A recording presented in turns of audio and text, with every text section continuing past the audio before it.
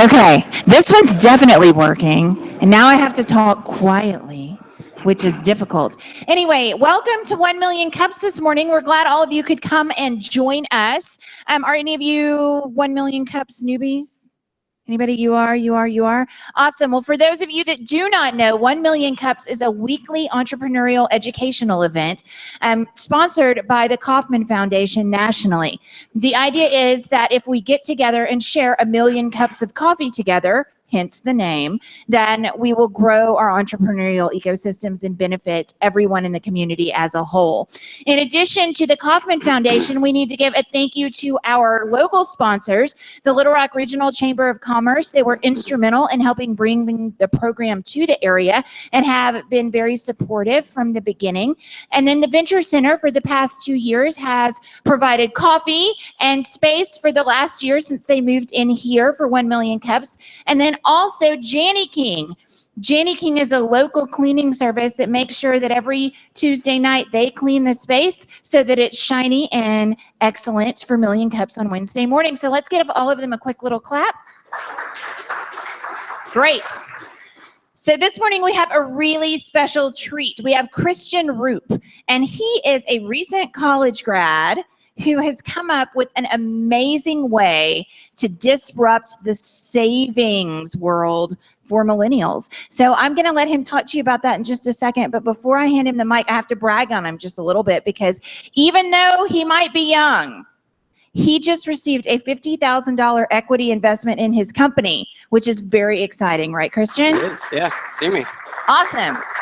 Okay, so I'm going to not give you this, but I'm going to let you talk. And as a reminder, after Christian gets done presenting, we're going to open it up for questions. We're going to do it a little differently today, though. We're going to have a stationary mic here so that we don't pass it around. All right? So when you have a question, we're going to encourage you to come to the stationary mic and ask your question, and we'll talk more afterwards. So welcome, Christian. Thank you. Hello, how you guys doing?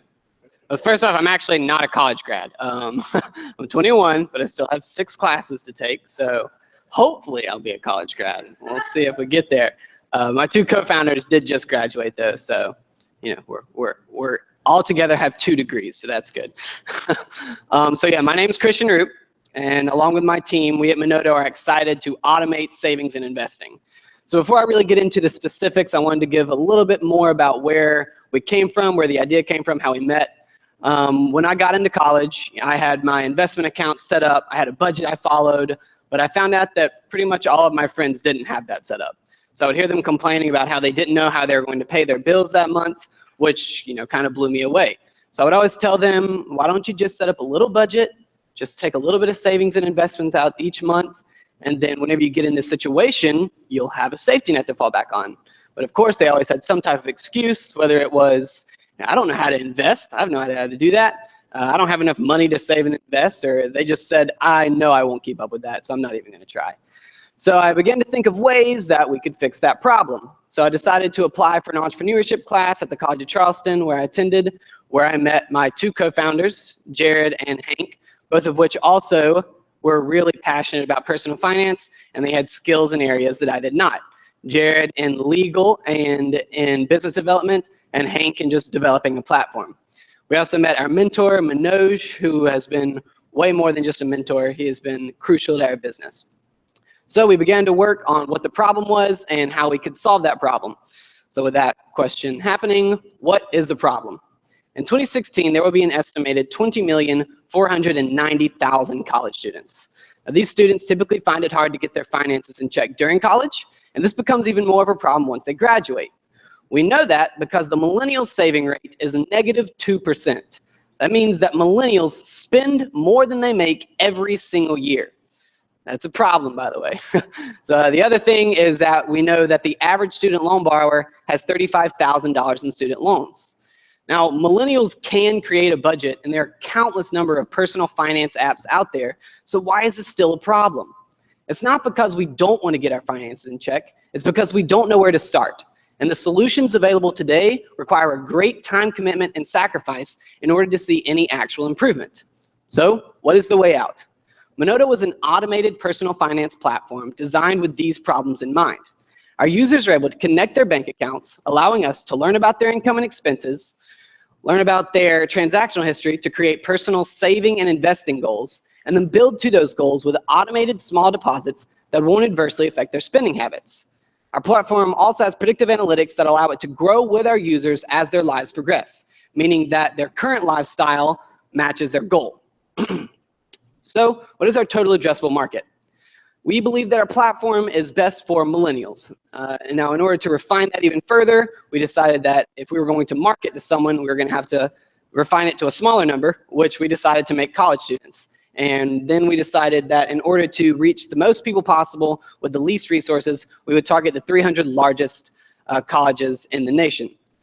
Now, this is a long-term goal. A shorter-term goal would be 250,000 users, which we hope to have by the end of 2018. And we plan to get that by having almost a 10% adoption rate at 100 of these biggest universities, the average enrollment of which is 26,000 students. So why is this the perfect time for Monotto? Two major trends in the industry are happening at exactly the same time. First off, people are beginning to trust technology to do more for them. One major example of this is self-driving cars. It's not enough anymore for an app to show you how much you spend or tell you how much you should be spending. Now the app needs to take that information and actually act on it for you. The second major trend is that people are, for the first time in history, beginning to consume advanced financial technology from companies that are not just banks. The proof of this is the internet and startup-driven unbundling of a bank, which is allowing startup companies to take a core function of the bank and specialize in it as a business. Now, these two trends together allow us to have the opportunity to gain a generation of users. So how do we keep our users safe? Our platform employs bank-grade security with 256-bit encryption, salted and hashed passwords, and servers that are protected by Amazon, which also allows for greater scalability and agility. Now, in the modern era, the best way to keep sensitive information safe is to simply not store it at all. Instead, all we store is the email address, the hash password, and an encrypted key, which we pair with our organizational key to access the APIs that we use.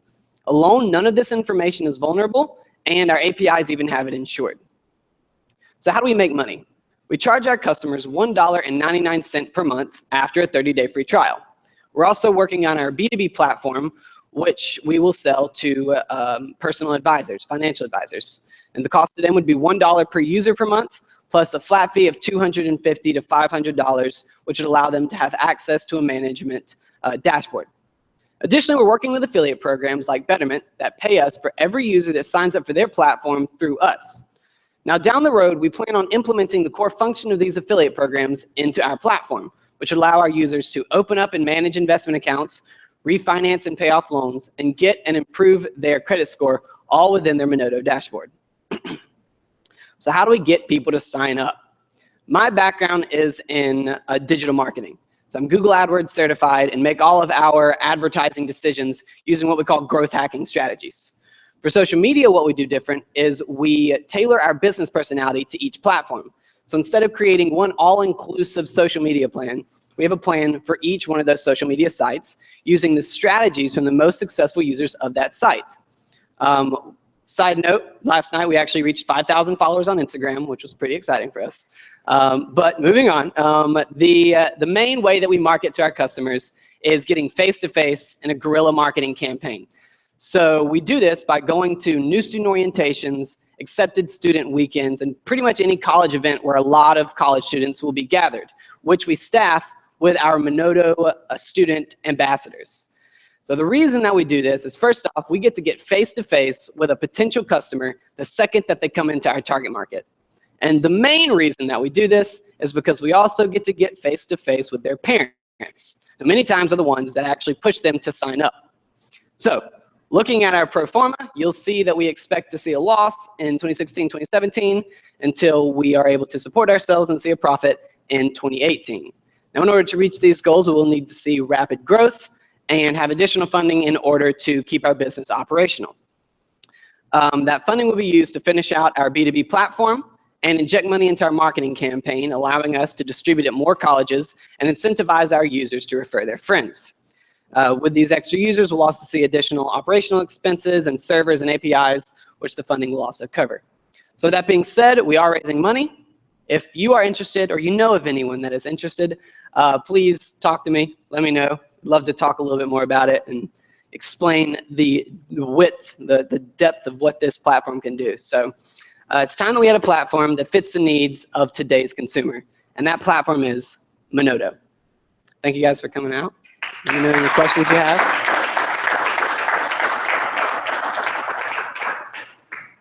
Okay, so I'm sure somebody has a question. If they do, they're going to make their way to the stationary mic. Beautiful. You're doing an excellent job. You got to travel for it.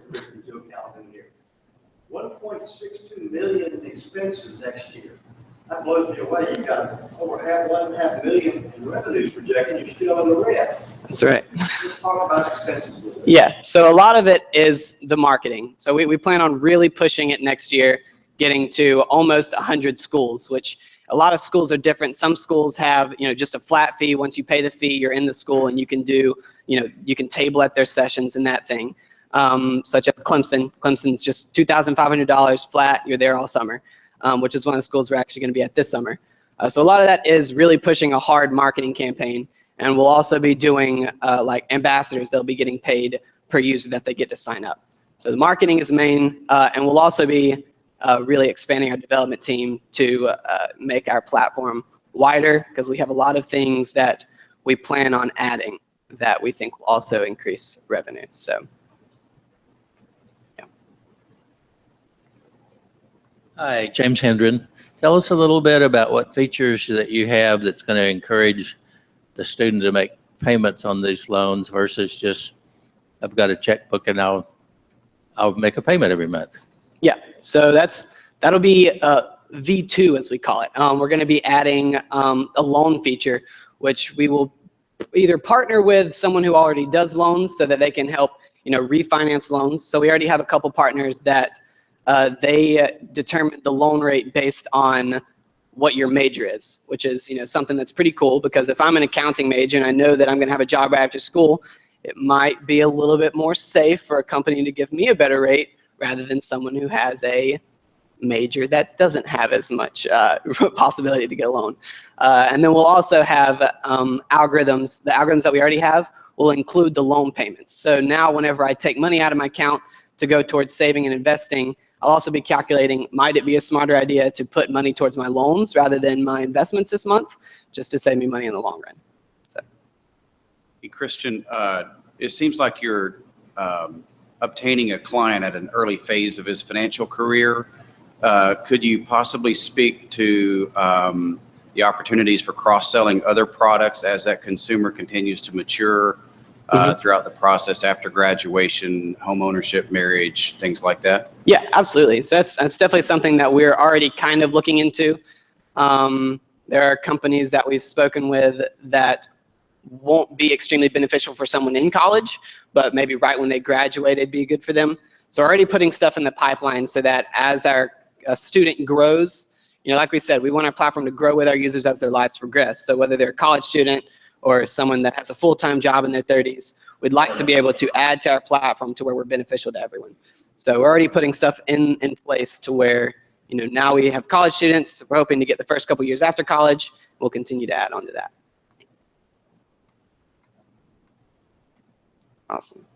That can't be all the questions. I know we've got some investment bankers in the room, mentors, parents. Hey, Dane Dover, would like to ask questions about what you're identifying. In other words, are you trying to identify disposable income versus this is, fixed expenses versus disposable expenses, and then you're taking part of that disposable and putting in the savings for them, and are you using a percentage of that? How does that work kind of in the, what you're doing, in other words, with that data? Yeah, so basically the goal is to take money out of their account based on how much they can handle at that moment in time. So, today I might be able to take out $10 from my account, but next week I might not be able to take out a single penny.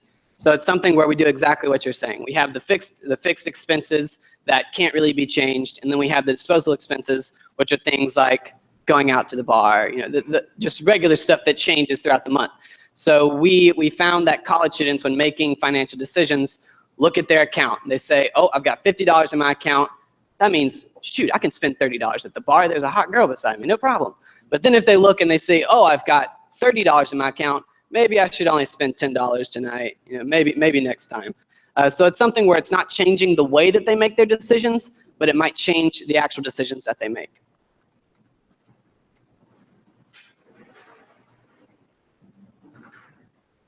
My name is John Foley. I think it's a great concept. I think getting people to save early on is really, really smart.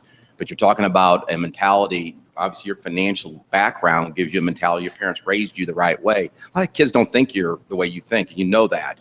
How are you going to change that to get them to sign up? They're not going to tell their parents about this because they don't want their parents to know what they're spending their money on. Yeah.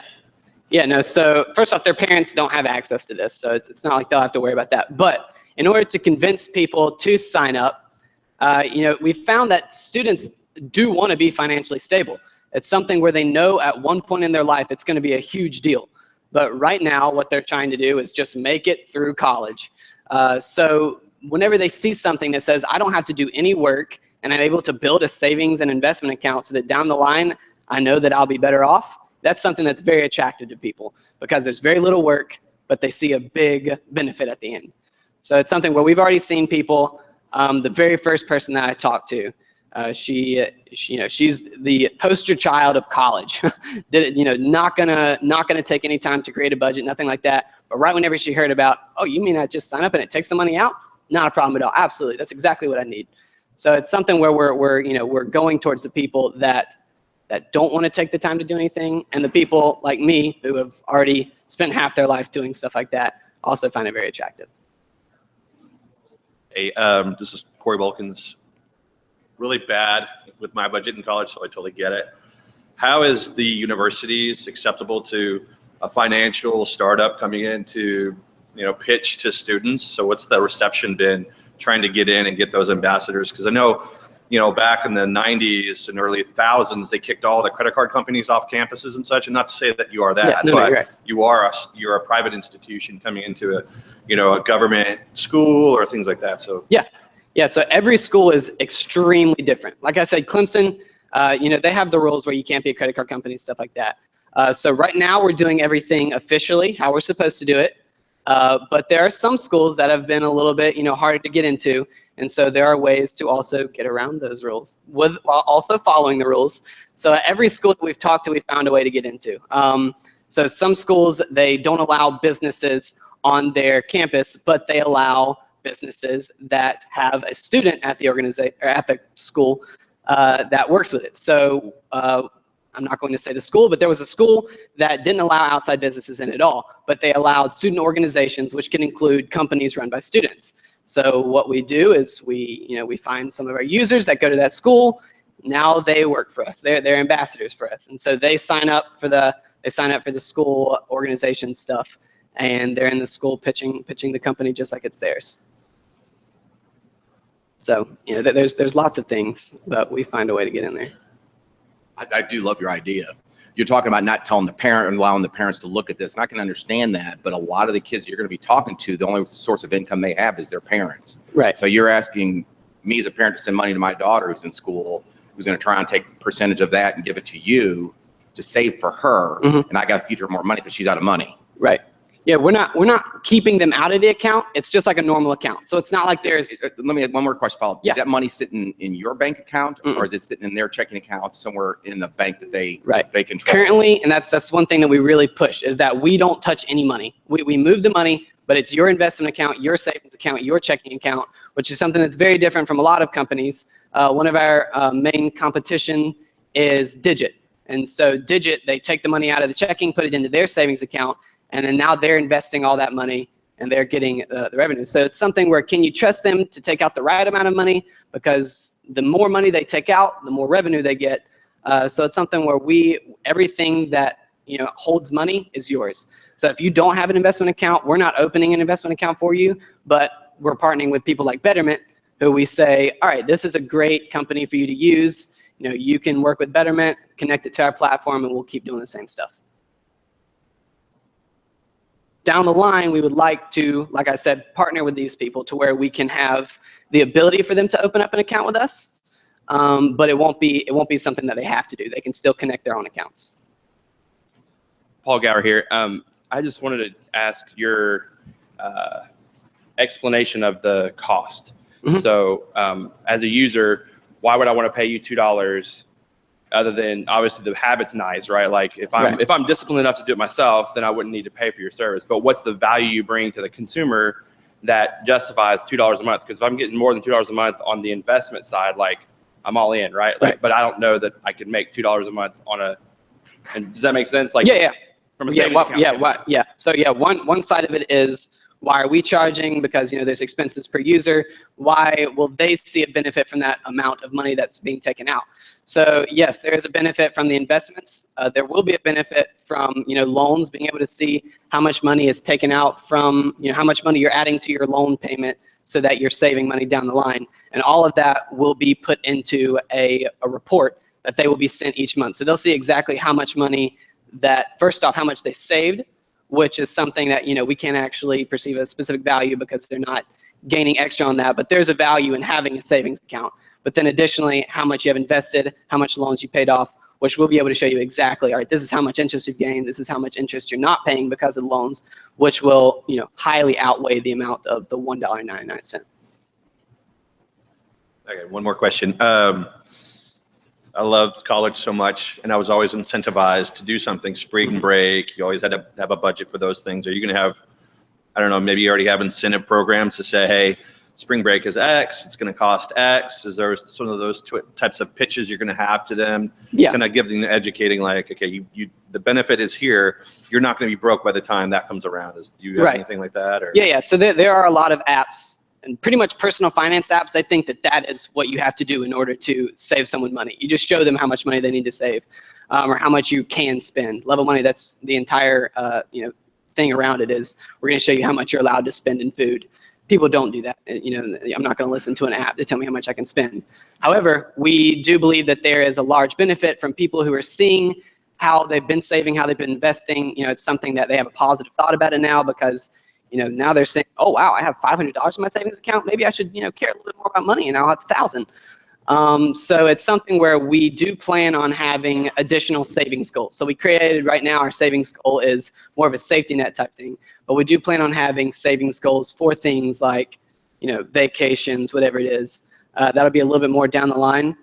But yeah, we definitely see benefit in not only increasing savings, but pushing back spending a little bit, or just making it smarter.